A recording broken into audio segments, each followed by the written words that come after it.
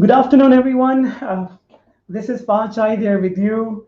Another live session of Prime Healthcare Group. Uh, Important topic: diagnosis and treatment of thyroid disorders. Thyroid has been a very, very important discussion, or I should say, if you talk about thyroid disorders, it's been a very, very important, and a lot of patients want to understand about this thyroid disease, and they really want to understand. And we are here today with one of our very special doctor here, specialist endocrinologist, Dr. M.S. Kumar. Dr. M.S. Kumar, Doctor, first of all, thank you very much for joining us today. Yeah. Dr. Satinder Kumar is a consultant endocrinologist at Prime Medical Center with an extensive experience of 16 years and over, in endocrinology in UAE. He was trained extensively in India and abroad and has been a guest speaker and chairman in many national and international meetings. Dr. Satinder Kumar is going to talk about the diagnosis, the treatment of thyroid disorders. A lot of us want to understand how we can really take care of it, how we can really go through it, because so many people are worried about it, as it is a common disease nowadays, especially when you talk about living in UAE. Doctor is going to talk about the disease and its treatment initially for the first probably 10 to 15 minutes, and then after that we will be taking your live questions. If you have any questions coming in, please go ahead, ask the doctor, and Dr. MS is here to ask us to answer our questions. Of course, there are questions that has come up pre-session, and we are going to ask those questions also to doctor. So doctor, thank you very much once again for joining us. Doctor, a very important topic. We talk about a lot of people want to understand the treatment of thyroid disorders, and of course above that they want to understand what are the diagnosis. They don't even know that thyroid has been a problem in their body. So this is a very important topic, doctor. I would really like you to just go ahead with the initial talk on this, and then we'll take the questions. Thank you. Sure. Thank you, Fahad, for your kind introduction, and a very good afternoon to all of you. And first of all, I would like to introduce about the thyroid gland. So if you see here, the thyroid gland is about 2 inches long, a butterfly-shaped gland, which is located at the base of the neck. And this is the food pipe. So it is located in front of, sorry, this is the trachea, which is the breathing pipe. It is located in front of it. And there are 2 lobes in thyroid gland, right and left, and they are connected by a soft tissue known as isthmus. Now, thyroid disorders are actually becoming more and more common nowadays. And there are many reasons behind that. First of all, the change in the lifestyle which has happened over the years. Then the stress level has gone up. Then there are endocrine disruptors, the chemicals in the environment which are disturbing the endocrine system. Now, this thyroid gland, which is one of the endocrine organ, which releases T3 and T4 hormones. Now, this thyroid gland is under the control of the master gland, which is also known as pituitary gland, which is located inside the brain. So pituitary gland actually releases TSH, thyroid stimulating hormone, and that TSH actually controls the thyroid gland, and it also controls the synthesis of T3 and T4 hormones, which are the actual hormones which have the action on different body organs. Now, there are 3 kinds of disorders which are happening mostly at the level of thyroid. So first, if you see, this is the overactive thyroid. The overactive thyroid means the thyroid gland is functioning more than the requirement. And this is known as hyperthyroidism or thyrotoxicosis. Here, there will be increase in levels of T3 and T4, and the TSH will be reduced. Because why the TSH will be reduced? Because when the thyroid is making more hormone, it gives signal to pituitary, and the TSH actually release is reduced. So this is known as the feedback loop. So in hyperthyroidism, the patients, they will have, the person who is having hyperthyroidism or thyrotoxicosis will come to the doctor with the manifestations of tremors of the hands, the palpitation, the weight loss, anxiety, sometimes diarrhea, unexplained weight loss, then sometimes they have anxiety, and then sometimes they have swelling. So these are the common symptoms of hyperthyroidism, the manifestation of more levels of hormones in the body. The second disorder of the thyroid is the hypothyroidism. Hypo means the underactive thyroid. This is the most common thyroid disorder. And this is the second commonest endocrine disorder after diabetes. Now, in this, the thyroid gland is not able to make sufficient hormone. So the T3, T4 levels, they go down and the TSH goes up, because when the thyroid is not making sufficient hormones, the feedback signal which is going to the pituitary is that the pituitary has to release more TSH to compensate for this low T3 and T4. And that is why TSH goes high. A lot of patients, they get confused that why TSH is high, why T3, T4 is low. So remember, the TSH is coming from the pituitary, and this is a feedback hormone, and the feedback is coming from the thyroid, and the thyroid is making T3 and T4, not TSH. So if the T3, T4 are going low, the TSH is going to go high. There are some exceptional circumstances, the pathological conditions in which there is a problem in pituitary or in the brain, and there then the TSH is not coming down and T3, T4 goes down. This is an uncommon type of hypothyroidism. We call it as secondary or central hypothyroidism. Now, the third disorder in the thyroid is the presence of nodules. The nodules are the lumps which are being formed in the thyroid gland, and you can see here. Now, these nodules, they are of two kinds. One is benign nodules, means they are benign, they're harmless, and they do not have any cancer. The second kind, less than 5% nodules, they may be harboring the cancer. And those nodules we have to pick, and then the patient has to undergo surgery at the earliest so that they can be cured of this thyroid cancer. The good thing about the thyroid cancer is that the survival and the life expectancy is good. But the most important thing in management of thyroid cancer is that the early diagnosis and the initial surgery, if it's been done by an expert surgeon, if he's able to remove the whole thyroid gland and the involved lymph nodes, then the survival and the cure rate is very, very high. Now, there are some nodules, some people have multiple nodules, and if the size of the nodules is they are more than 3 centimeters and they're persistently growing, even if they are benign, they need to be removed. So there are some tools to diagnose and to differentiate between the benign lesions and the cancerous or the malignant lesions. And if you have any nodules or swelling, when you see your endocrinologist, he can guide you further. What kind of nodules do you have and what type of treatment you should be undergoing? So that was the brief introduction about the thyroid disorders. And now we can take some questions. Whatever are your questions or queries, please feel free to communicate with us. Thank you so very much, doctor. That was very well explained in explanation on the thyroid in the beginning. Doctor, I just wanted to ask you, we've got so many people who are asking that, is weight gain directly related to thyroid disorder? Oh, that's a very good question.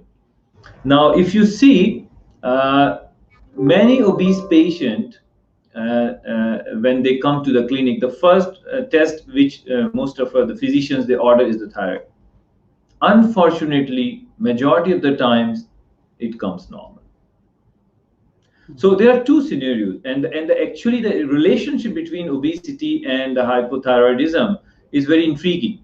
Now, patients who are morbidly obese, they have some kind of pituitary dysfunction, and the TSH may be slightly high. But it's not necessary that all of those patients will be requiring treatment. The second scenario is that the patient is having predominantly hypothyroidism, and then they start gaining weight after the development of hypothyroidism. The second scenario is more common. So how does it happen? There's no doubt that the patients who have hypothyroidism, they are at risk of weight gain, because thyroid hormones actually, they control your basal metabolic rate. They control your temperature in the body. So when you have hypothyroidism, or somebody is having hypothyroidism, because of the reduced function of the thyroid gland, this basal metabolic rate is actually what we call as the energy expenditure is actually gets disturbed and reduced. So the hypothyroid patient, if they are not very active, and even if they eat little bit extra than their requirement, they have more tendency to gain weight. But it's not necessary that all hypothyroid patients will be obese. It's not necessary. It's very important that sometimes there's a background, the family history of obesity also, which plays a key role. So if suppose somebody is genetically predisposed or having sedentary lifestyle and already on higher side of weight, if they develop hypothyroidism, there's a chance that they will have more tendency to gain weight. So there is a tendency to gain weight, but if right from the beginning, right from the time of the diagnosis, if you are careful, if you improve your lifestyle, and if you remain active and you adjust your caloric intake, there is a fair chance that you may not gain more weight. Thank you so much, doctor. I'll just take out the question out of your answer, doctor. That just for further clarification to our people who are watching, doctor. Lifestyle changes, I believe you've just mentioned. That is an important part in talking about, if you talk about hypothyroidism or on weight gain. If we change the lifestyle, if we change our intakes, will that, of course, it will reduce our weight, but will it affect to thyroid also? Means, I mean, the thyroid will get better? It's not very proven that the lifestyle modification will have significant impact on thyroid functions. But what I can tell you that if the dose, the requirement of the dose in hypothyroidism is related to weight also. We calculate the dose as per the weight. All right. So there will be improvement in terms of, like, if suppose somebody loses 5 or 10% of weight, because weight has come down, the requirement for thyroid hormone will come down. But it does not mean that the lifestyle modification has brought down this dose. It is the weight reduction predominantly which has brought down the dose, because the dose is actually calculated as per the weight. Thank you, doctor.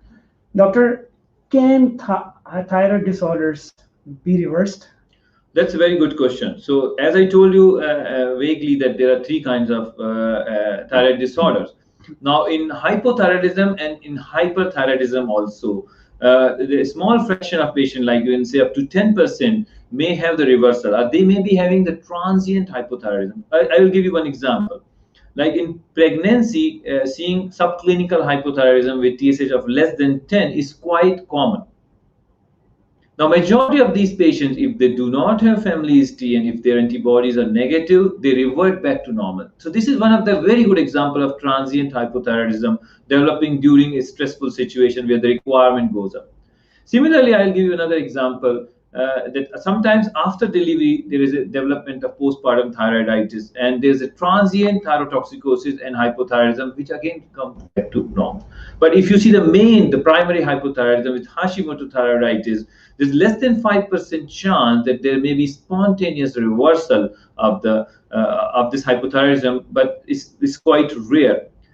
Now, how do we decide that this patient is improving and we have to go down with the dose? The best is that we are monitoring them, and the thyroid function keep on improving and the TSH starts going low, and we keep on reducing the dose. At certain stage, we can stop it also. So less than 5% may have spontaneous remission, but we don't know who will get, who will not. In some scenarios like pregnancy and postpartum thyroiditis or after thyroiditis, there is a transient hyper and hypo sometimes, which gets resolved by itself. Another thing, that's a subclinical hypothyroidism. There are many patients which we see between TSH of 5 to 10.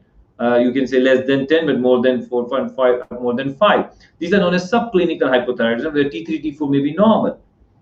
And what we have observed, that if these patients, they do not have family history, and if they do not have any goiter or their antibodies are negative, 40 to 50% they may revert back to normal when we repeat the test after 2 months. So in these kind of patients, unless there's a compelling need, we wait and watch for at least 2 months, and we've seen that many of them, they revert back to normal. Great, thank you so very much, doctor, for the information. I've got a question here from Miss Anita. She's asking, can thyroid nodules cause voice problems? Thyroid nodules, if they are cancerous, they can cause voice problem, because then they involve a nerve known as recurrent laryngeal nerve that can get paralyzed. The thyroid nodules, if they are too big and if they are compressing the trachea and also the large multinodular goiter, because of the compression, they may cause a little bit of problem. But mostly, if it's a cancerous and if it's spreading and it's involved one of the nerve which is required for the normal laryngeal function, that time it can cause the voice disturbance. The hypothyroidism, if it is uncontrolled and not diagnosed, that also can lead to horse voice or husky voice. Thyroid nodules can cause, and this is not a good sign if the thyroid nodule is present with the voice change. That means it may be cancerous. Sometimes this voice problem may develop after the surgery of thyroid nodules if that particular nerve is being damaged during the surgery. Great, thank you. Doctor, what is the time frame for a regular thyroid checkup? Well, that's a very good question, Fahad. As I told you, that there are different kinds of disorder, mainly hypo, hyper, and nodule. The frequency of monitoring varies.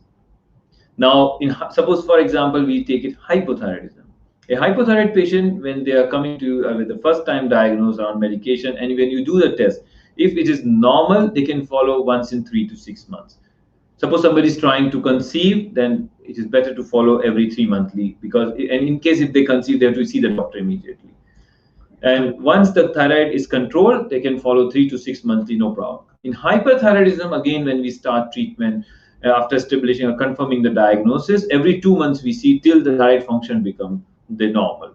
Once the functions become normal, then we see them every 3 monthly until they are cured, or if they are not responding to oral medication for more than 2 years, then we go for more definitive treatment.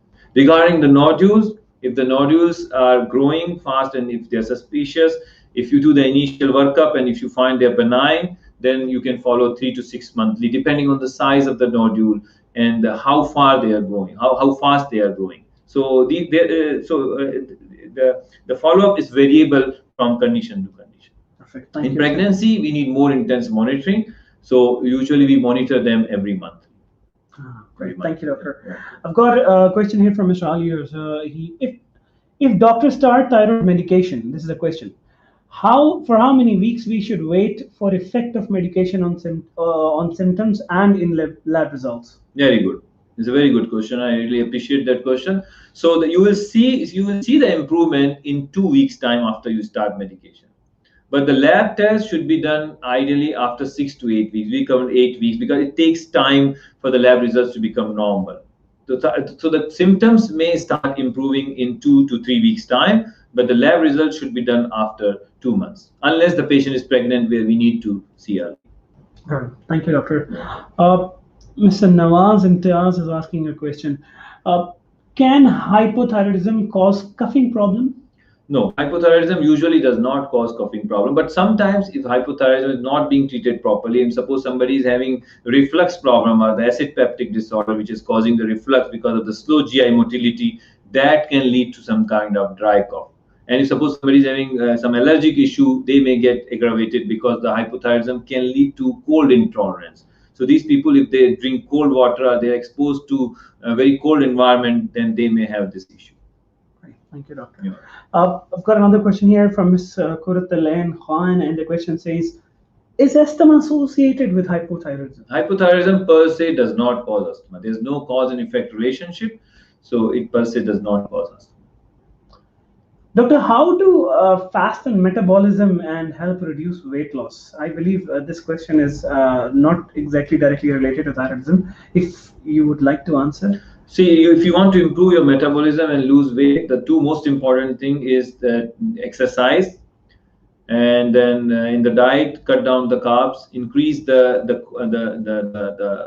food which increase the metabolism, like egg and nuts and all, and the fish like that, and increase the consumption of vegetables, salads, and lentils and all. So that will be good enough. Thank you, doctor. I've got another question here from Ms. Aisha, and she's asking, how do I self-check my thyroid?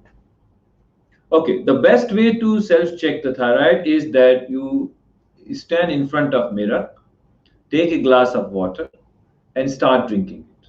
Once you drink water, you will be seeing that your thyroid gland, you can see, because when you swallow, you can appreciate it in a better way, and you will be able to see whether there is any swelling in the right, left, or in the center. And then if you feel something abnormal, you can touch with your thumb and can see whether there is some issue, because this area actually should not be seen full. If there is a swelling, you will see that there is a convex border like this.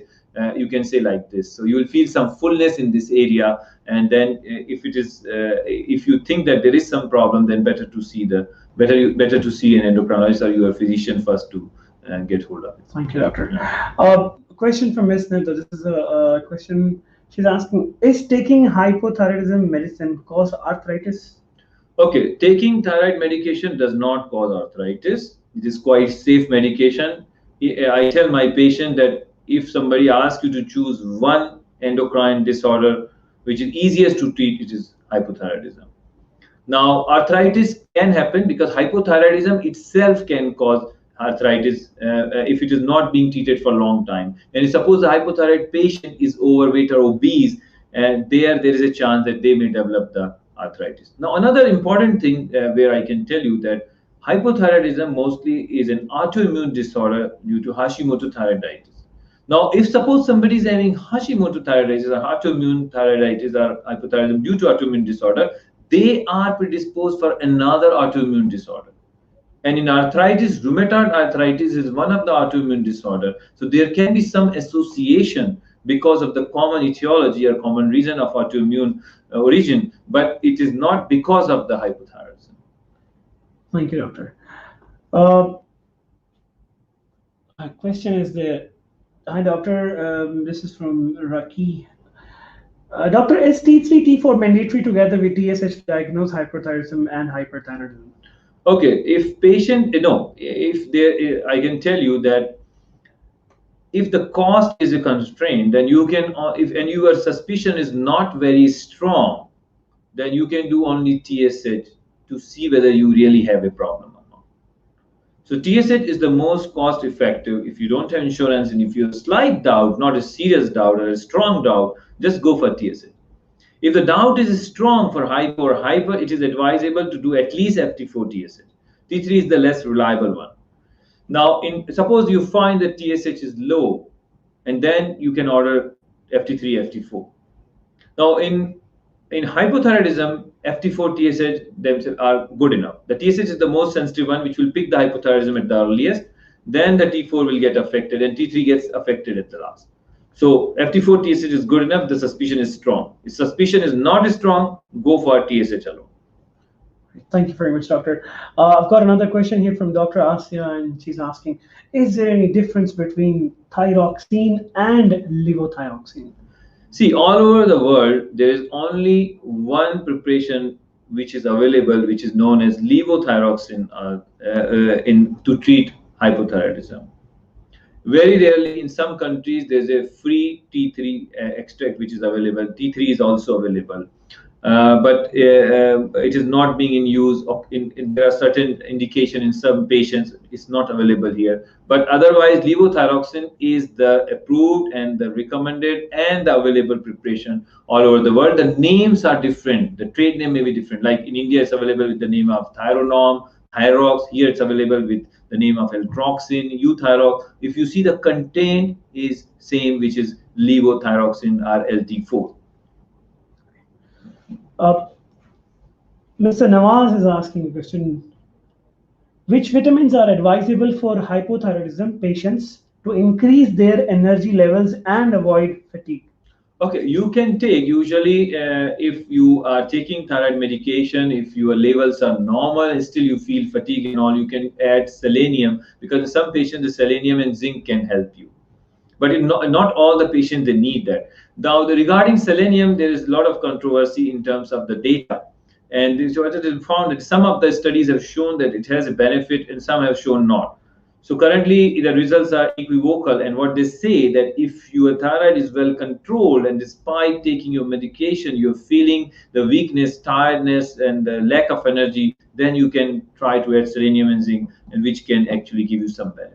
Now, very important that if you are having these symptoms, always get your B12 and vitamin B12 and vitamin D checked, because very often we have seen that there may be some other, these two may be deficient, and once we treat the patient, they feel a lot of improvement. Great, doctor. Thank you so much for the answer. Another question by Dr. Asya, and the question says: brief about thyroid nodules. How do we confirm the diagnosis and advise on follow-up? Okay. So thyroid nodules, we have seen that there are 2, 3 different scenarios that they get detected. First, the patient themselves, themselves, they will find that something abnormal is there. The second is that somebody, their relative, their husband or friend, while they're eating, they find that something is there. Other relatives they usually find. Third is that the chance finding. Suppose patient has gone to a doctor to see, and then doctors examined the patient and found that something is there. So these are the 3 different scenarios in which, and sometimes if the patient gets referred because some CT scan was done for the neck and they found there was a nodule. So these are the different scenarios in which thyroid nodules can be detected. Now, once the thyroid nodules are detected, the next step is to do the thyroid functions and the thyroid ultrasound. Now, thyroid ultrasound plays a very, very important role because the ultrasound will tell you the details of the nodule, whether it looks more of benign kind and it looks more of suspicious type. So the thyroid ultrasound should be done at a proper place and by a radiologist to see, and they should report it properly. A lot of times we get the reports from outside, and the reporting of thyroid nodules is not optimal. The nodules, details of the nodules, their size, their structure, their any calcification, any suspicious feature, these are very, very important things which are to be mentioned in the report. And then we have to establish whether the nodule is cold or hot. So that's why we do thyroid function test. Now, if the thyroid functions are normal, this nodule is mostly cold, and then we have to see if the ultrasound is showing some suspicion a nodule is big. Then we should go for fine needle aspiration cytology, which will differentiate the benign and the malignant lesion in most of the times. Now, suppose that the TSH is low and the node, suppose the hypothyroidism is there, then it has to be treated and the nodules to be checked whether they need to be biopsied or not. Suppose that the nodules are present with hyperthyroidism, then the patient has to go for another scan, it's known as radioactive iodine uptake scan or technician scan, to see that if any of these nodules is toxic or which is releasing more hormone. There the treatment is different. The radioactive iodine therapy can treat that.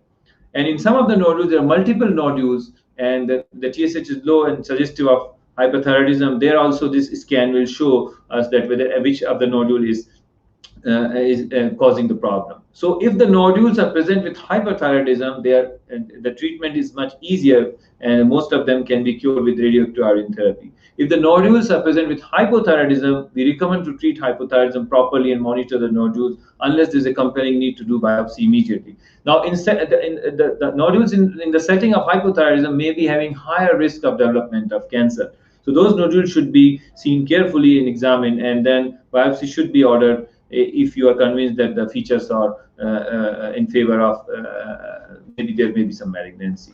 And if both the functions are normal and nodule is cold, again you have to decide for the biopsy depending on the size of the nodule. Usually biopsy is recommended for the nodule which are more than 1 centimeter and have other features. In less than 1 centimeter, the biopsy is recommended if there's a strong suspicion of cancer, if there's a family history of cancer, because less than 1 centimeter nodules are sometimes difficult to biopsy by the person who's good in biopsy. So, and I recommend that all the biopsies must be done under ultrasound guidance so that the radiologist can point at the right place in the needles, because the nodule, if it's a big nodule, you don't know whether cancer is lying here or where. Suppose you hit it blindly, you may not get, the yield is less. Suppose that it has been focused at a place where the suspicion is higher, the chances of finding the malignancy is much higher. Thank you, Doctor.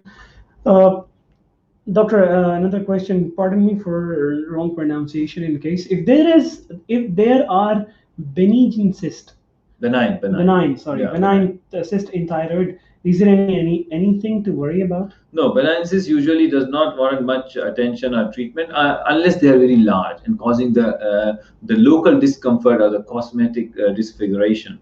So if the cysts are less than 3 or 4 centimeter and person is comfortable keeping them without any discomfort, cystic lesions are mostly benign, so you don't have to worry. Now, suppose the cyst is big, 5 or 6 centimeter, it is occupying the half of the gland, and then it is causing local discomfort and cosmetic disfiguration. Then there are 2-3 options for that, and the cyst can be aspirated or there can be ethanol injection given, And some of the centers in Abu Dhabi, they are doing one eco laser also for the cystic nodules and all, which is quite costly, not covered by insurance, but it's one of the options. We call it as eco laser, where they put a needle inside the nodule and the laser is released, and then the nodule may get shrunk up. Thank you. Another question here is, uh, what does high anti-TPO level indicate? Okay. Now, Anti-Tpo is a microsomal antibody, also known as microsomal antibodies. This level indicates that the person is having autoimmunity in the body. Now, if this, and then mostly the person is having Hashimoto thyroiditis, which is the commonest cause of hypothyroidism in iodine sufficient areas like Dubai. So, suppose somebody is having TPO positive, and if thyroid functions are abnormal, that means that person needs treatment, and the treatment may go for lifetime. The long-term treatment is required. Now, suppose somebody is having TPO positive and the thyroid functions are normal, that person may not need immediate treatment, but that person has tendency to develop hypothyroidism or overt hypothyroidism, and the thyroid function has to be monitored periodically. The third scenario is that suppose somebody wants to get pregnant and the TPO antibodies are positive. That means this lady is having more risk of miscarriages, and her TSH should be tightly controlled to less than 2.5, preferably 1 to 2.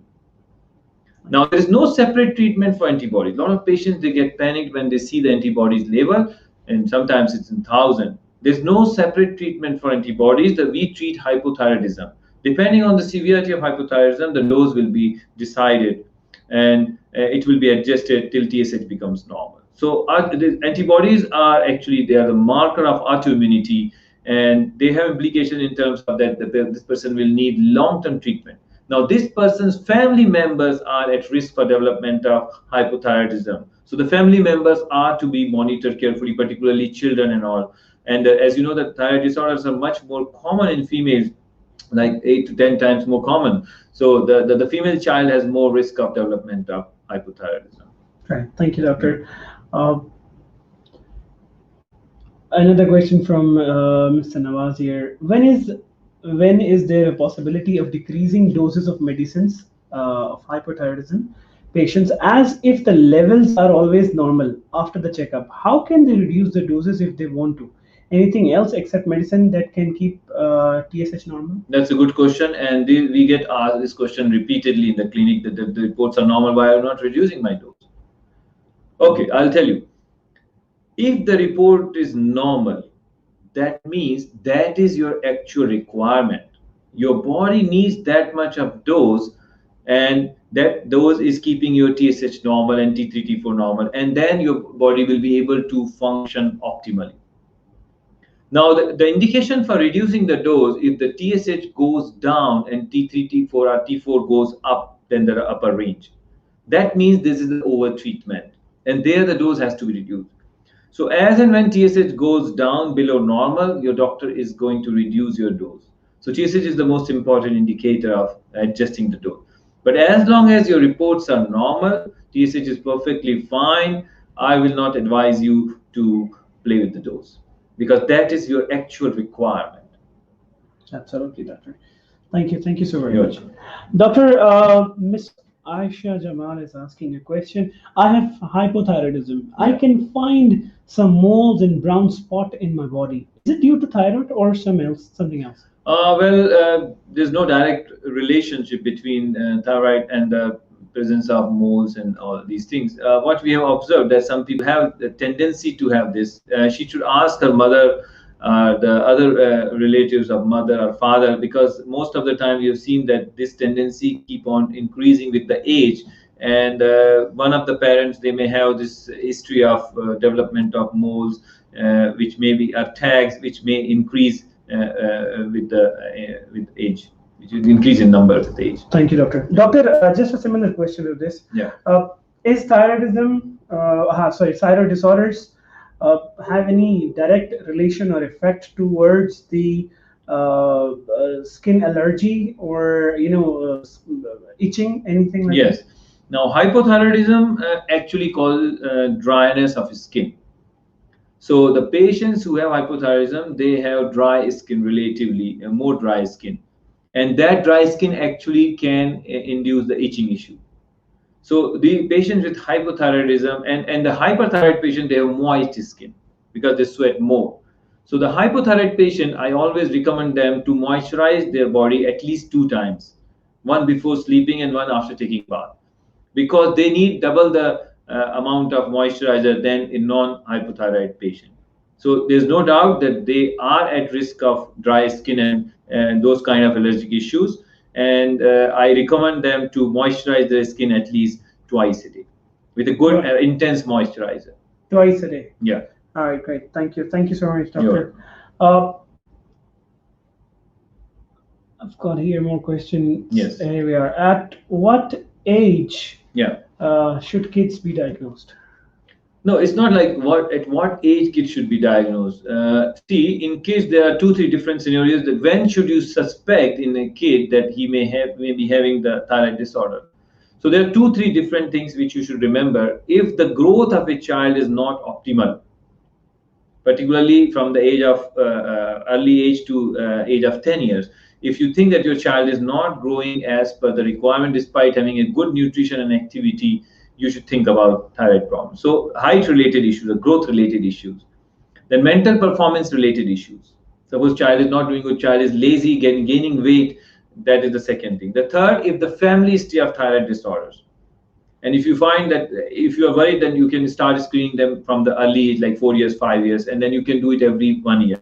The fourth, then keep a check on your child's neck. Sometimes with some children, they develop the goiter as an early sign for the thyroid disorder. Then the unexplained weight loss. The hyperthyroidism is much less common in children, but it still happens. It's very, very less common. The nodules are also very less common in children. The commonest problem in children is hypothyroidism. So lack of activity, growth is not optimal, mental performance is not good, and you find something in the neck. If there's a strong family history, you should get child screened as and when you feel there is a problem. Thank you, doctor.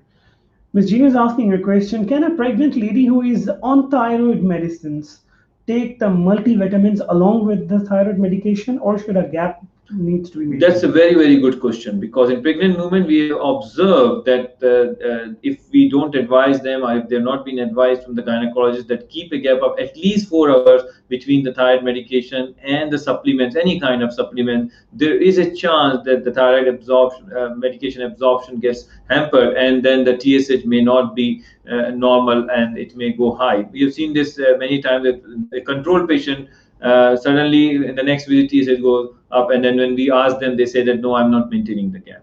So if there are 2 supplements, preferably lunch and dinner. If the supplements are to be taken 3 times, the first supplement should be given at least 4 hours after. And it's not only in pregnant women, in the other people also, we advise them not to have this calcium and iron and all at least 4 hours within the thyroid medication taken. All right, thank you very much, doctor.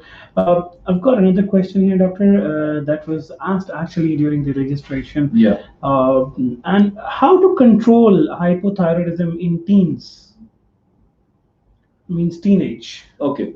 So teen age is, you can say, is a growing age. Whenever children, now particularly let's start with the children with the pre-pubertal and the post-pubertal, the pre-teen, post-teen, so and teen. So what happens? These are growing children. In growing children, you need to monitor more frequently, like at least once in 3 months. And because of the growth, the requirement of thyroid medication, it keep on changing with time. So the protocol is same, but they need more frequent monitoring because of their growth, and the dose adjustment can be done. Usually we have seen that in a year or 2, the dose settles down and then it will be continued.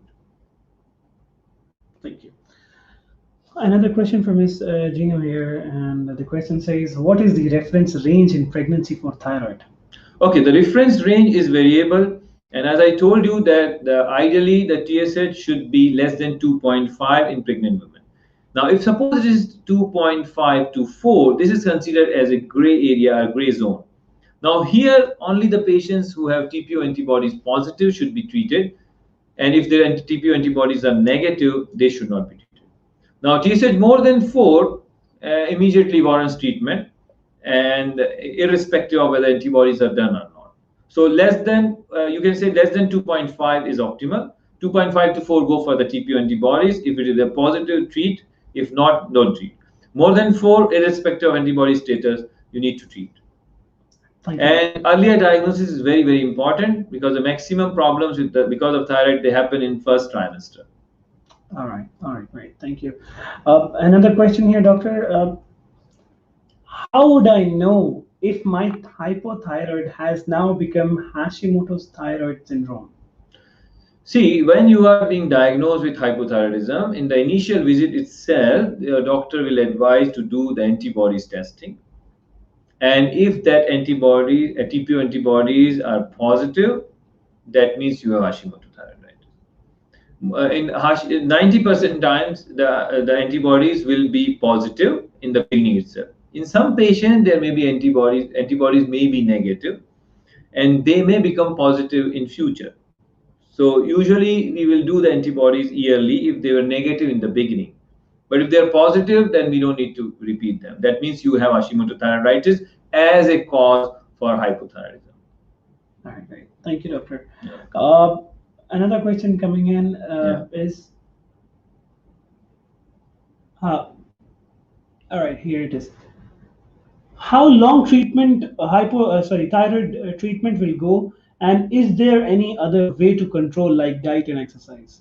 As I told you, Fahad, in the beginning itself, that most of the cases of hypothyroidism, particularly due to Hashimoto thyroiditis, they require lifelong treatment. Less than 5% may go in spontaneous remission. Then there are some scenarios where the hypothyroidism is transient, like in some of the pregnant women where the antibodies are negative and levels are less than 10, they may revert back to normal. So if the antibodies are positive and patient is having hypothyroidism, which was a frank one, and on treatment, mostly it will go for lifelong. Absolutely. Doctor, I believe an important question from Ms. Cheryl here. What are the real dangers of not managing thyroid disorders? Okay, that's a good question actually. Why do we need to treat hypothyroidism or thyroid disorder? Now, if you don't treat hyperthyroidism, eventually patient is going to be very, very thin. He will lose all the muscles and the fat in the body, and he may actually develop the heart failure and may have other manifestation and may have problem with that. So it's very important to diagnose hypothyroidism. Then hypothyroidism, if you don't treat, and there is a serious compromise in quality of life, and the day-to-day routine is very difficult to follow because they have forgetfulness. There's mental slowing. The heart is also slow. Whole body becomes very, very slow. In extreme conditions, if the hypothyroidism is not treated, and if it's a frank or overt hypothyroidism, patient may go in coma also, and he may die. Mixed edema coma carries very ominous prognosis, and if it is not, majority of the patient may die if they don't get the medical attention. So hypothyroidism and hyperthyroidism, they must be treated timely and must be diagnosed. If we left them untreated, the person may not be normal individual, and he may have whole body system may go in disarray, and every organ is actually requiring some level of thyroid hormone to function normally, right from the brain to the reproductive system. Thank you, doctor. You mentioned earlier, doctor, that thinning is one part which is actually affected, thinning of body from thyroid disorders. Hyperthyroidism. Yeah. Is excessive hair fall also related to the same? Yeah, in hypothyroidism and hyperthyroidism, in both the condition, there may be excess hair fall when they are diagnosed and when the thyroid functions are disturbed. Now, when we start controlling them, whether it's hyper or hypo, the hair loss will go down. But what I want to tell that whenever there is a hair fall, if it is started at the time of diagnosis, it may continue for at least 6 months, because the cycle of hair is like that. And meanwhile, you can take some supplements for the hair till thyroid gets controlled. And even the supplement should be taken for first 6 months. Okay. So sometimes patient gets worried that my hair fall is not going. So it will take at least 6 months, and it will keep on coming down as the thyroid is improving, but it may last for at least 6 months. Right. Doctor, as we are moving towards the end of the session, I would like to ask you just last question, and then afterward, would like to have your take-home message on today's topic. The question is how thyroid affects fertility, and what are the chances of pregnancy in thyroid disorders? Okay, so let us the second one. If the thyroid disorders are well controlled, hypo, there's a less chance that fertility will be affected, and patient may conceive normally. Now, it's very important that they should be under control. If they're not controlled, then there's a risk of miscarriages. The thyroid the hypothyroidism, mostly it can disturb the chances of conception, or it can induce infertility because of it causes abnormality in release of ovum, or ovulation disturbances can happen. Then, if the thyroid is not controlled, it can lead to miscarriages also in the first trimester. Because of if there is a strong autoimmunity, it can cause the rejection of the fetus. So it's very important that we control thyroid functions before patient is allowed to get pregnant, and during this time accidental pregnancy should be avoided. And if the thyroid both the hypo is properly controlled with the medication, the person have chance to conceive normally. If it is not controlled, then there is a chance that patient may take time and then fertility may continue. Thank you. Thank you very much, Doctor, for all the questions that you've answered. I've got a question here from Mr. Adil Jabri. Can hyperthyroidism patients stop medicines in future and cure completely? You've already answered that. I would write to the question. Yes. Please go through the session once we are done, and you'll get your answers from the doctor. Another question on any time gap between supplements, for hair and thyroid medicines? I told you 4 hours. Yes, absolutely. That was already answered by the doctor. So thank you very much, everyone, for joining us for this very important and very informative session by Dr. Kumar. Dr. Kumar has, of course, discussed the diagnosis, the treatments of thyroid disorders, and of course, a lot more questions have been answered. What you had in your mind, and if you still have those questions in your mind, you're more than welcome to ask us. I'll give you the details on that. But before we end up the session, I would really like Dr. Kumar to give us a take on this topic that we have covered today. Okay, so I would like to conclude with that the thyroid disorders are very, very common. A strong suspicion is required, and actually in this part of the world we are actually blessed and fortunate that we have easy access to diagnostic facilities, and most of the population is insured, and we have very good and qualified doctors here. And mostly I've seen that our physician colleagues, our gynecologists, they are very, very keen. Whenever they have even slight suspicion, they will do the test, and then if that is abnormal, they usually refer to endocrinologist. Now, you should always keep a few things in mind, that if you have any of such issues, you should think that it could be because of thyroid, like unexplained weight loss or unexplained weight gain. If your child is growing slowly or not as per the standards, or if the psychological performance is not good, or suppose somebody is developing some depression or constipation which is persistent, and in pregnant women, suppose somebody is trying to conceive and there's infertility, or the menstrual cycles are not regular. Now, these are some common things which you should keep in mind, that could be because of the thyroid problems. And check yourself with your family doctor or physician and get it screened. Most important thing I'd like to tell you, that when you want to do the thyroid function at first time, always try to do in the morning in empty stomach, because the first test is very, very important. And if you are on treatment for hypothyroidism, it should be done before 12 o'clock. And then if you are for hyperthyroidism, in that circadian rhythm is disturbed, you can do it till it becomes normal. Once it becomes normal, do it in the morning. Towards the evening, the thyroid levels, there is some diurnal variation, the normal variation in the thyroid hormones, and they may be falsely high. So first timers, always try to do your hormone checkups in the morning. If you are on treatment for hypo, that also should be before 12 o'clock. And then in the hyperthyroidism, you can do throughout the day, as long as patient is toxic. Once they become euthyroid, go and do it in the morning. So keep these things in mind, and take your treatment regularly, and don't play around with the dosage. Now, one more thing I would like to tell you, that many times I've seen that the patient, they miss the dose in the morning, they don't take it. Don't do that. The preferable or ideal time is to take the thyroid medication for hypothyroidism in the morning in empty stomach, And 30 to 60 minutes after that, you can eat drink your tea or coffee, preferably 1 hour. In case if you forget in the morning, anytime you remember, please take it. Because if you don't take it, it's zero. But if you take it, at least 70 to 80% will go in your body. So till you go to bed, before that time, anytime you remember. For hyperthyroidism, the pills should be taken after the food. So the medication for hyper is after the food, and the frequency and the dose is usually being decided by your doctor. So this is the second thing about the treatment. And it's in case because you are not able to see the doctor because of any reason, because of the current timings and all, please don't discontinue your medication. You can contact them through the phone or through the email.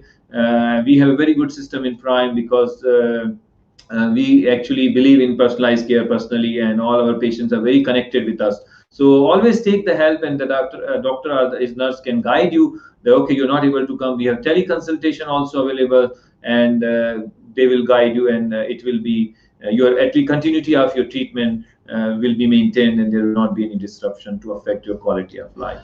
Absolutely. Thank you so very much, Doctor, for the wonderful take-home message that you've given us today. A lot of appreciation has been received. I'm sure people would be the comments that were there that I'm already showing on screen at this time. We, as doctor said, that diagnosis and treatment of thyroid disorders, what we have discussed today, it was really important, and I'm sure your worries will now convert towards the treatment of thyroid disorders if you have. And if you have not consulted doctor, definitely go and visit your doctor. If you are looking forward to see Dr. Satendra Kumar. He is currently practicing in Prime Medical Center, Reef Mall, and Prime Medical Center, Purjuman. You can see the Prime Health Me app details at the bottom of the screen scrolling. You can always download on your Android and iOS, and you can book an appointment as per the availability of the doctor. Or if you're out of internet, you're more than welcome to call our helpline, that is 0470709999, and we will book an appointment for you. For any questions related to the topic or any questions you have, you can always email us on myprime@primehealth.ae. Your recommendations are really important to us. Please do give us feedback on Facebook page, which is Prime Health with a blue tick, and do visit our channel Prime on YouTube, where you will see all our doctors' informative and awareness session. As doctor just said, and I would also like to repeat that Prime is all about personalized care personally, and this is what we are here for, and we will always be delivering that. So thank you very much everyone for watching and joining us for this live session of diagnosis and treatment of thyroid disorders. I'm sure about it, we will be start working on it. Thank you very much once again, Dr. Satendra Kumar, for the wonderful topic that you have covered today. We'll be seeing you with another live session. Till then, take care. Bye-bye.